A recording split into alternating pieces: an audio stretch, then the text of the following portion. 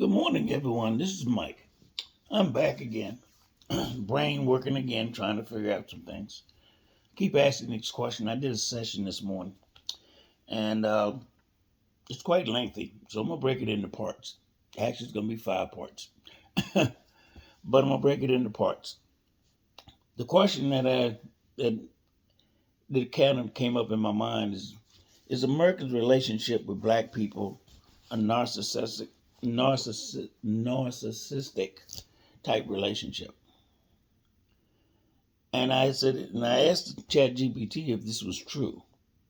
And if it was true, would it elaborate? And I'm gonna play it to you just as it said it to me. Short answer. Many scholars argue that parts of the U.S. racial system function like a narcissistic relationship, but it's important to be precise about what that means and what it does not mean. This is not a claim about every white individual. It's a claim about a systemic relationship between power, identity, and exploitation. Below is a careful, grounded explanation. Numbers 1. What a narcissistic relationship looks like. Psychology. In psychology, a narcissistic relationship typically includes idealization, valuing the other only when they are useful; devaluation, diminishing or demonizing the other when they assert themselves; gaslighting, denying harm while benefiting from it; extraction, taking labor, culture, creativity, or emotional energy; lack of accountability, refusal to repair harm; control of narrative, rewriting history to center the narcissist as good or innocent. This framework is often applied beyond individuals, to families, institutions, and nations. 2. How scholars map this onto America's racial system. When applied structurally, not personally, many sociologists, historians, and trauma researchers argue that America's relationship to Black people mirrors these dynamics. A. Idealization, extraction. Black bodies were idealized for labor, strength, endurance during slavery. Black culture is idealized when profitable: music, sports, fashion, language.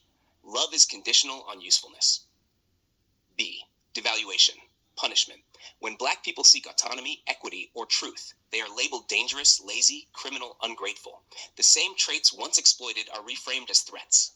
This is classic narcissistic reversal. Open quote. I valued you when you served me. I reject you when you serve yourself. Close quote.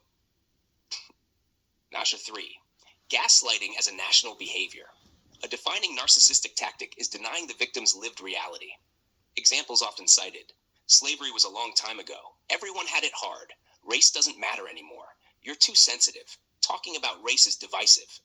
These statements minimize harm, preserve innocence, protect power, shift blame to the harmed group. That's textbook systemic gaslighting. Number 4. Control of identity and history. Narcissistic systems rewrite history to center themselves as heroic, erase or distort the humanity of those harmed, take credit for progress they resisted. In U.S. history, Black resistance becomes riots, white violence becomes order, Black survival becomes handouts. Black leadership is reframed as threat. This keeps moral authority in the hands of the dominant group. 5. The empathy gap. Another hallmark of narcissistic dynamics is lack of empathy.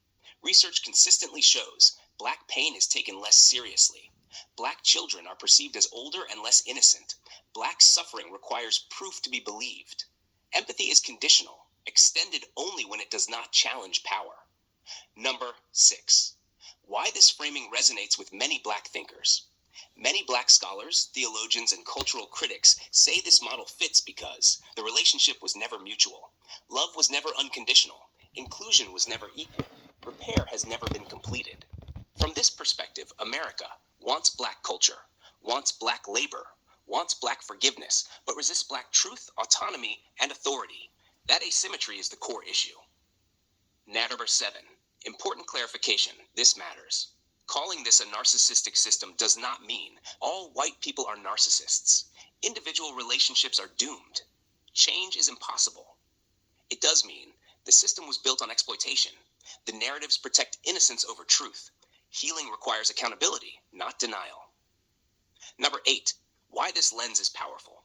This framework helps explain why progress is followed by backlash, why acknowledgement feels threatening, why truth-telling is labeled hate, why repair is resisted more than harm. Was narcissistic systems don't fear anger most. They fear exposure. Bottom line. Yes, many credible scholars argue that America's racial structure operates with dynamics that closely resemble a narcissistic relationship, especially at the systemic and institutional level. And the moment that system is confronted with truth, history, and accountability, the mask cracks. If you want, I can also compare this framework to biblical covenant language, break down. Okay, I can tell you there's going to be 5 parts to this. And so I'm not going to tie you down with a whole lot of my words. I'm just giving you facts. And or ChatGPT is. My whole purpose here is to give you information so that you can make a choice of where you stand. Also, to give you an opportunity to figure out where you stand because a lot of people are in denial. Many, many, many are in denial. But you can't change anything in yourself until you realize you have a flaw. You can't change your flaws unless you realize you have a flaw. And all of us have them, But if we walk through thinking that we're superior, guess what? You're already in Babylon.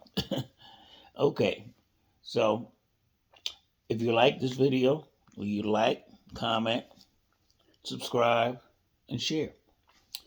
It'll help me come up in that algorithm. Right now, I'm pretty low because I'm not so graceful and wonderful at this.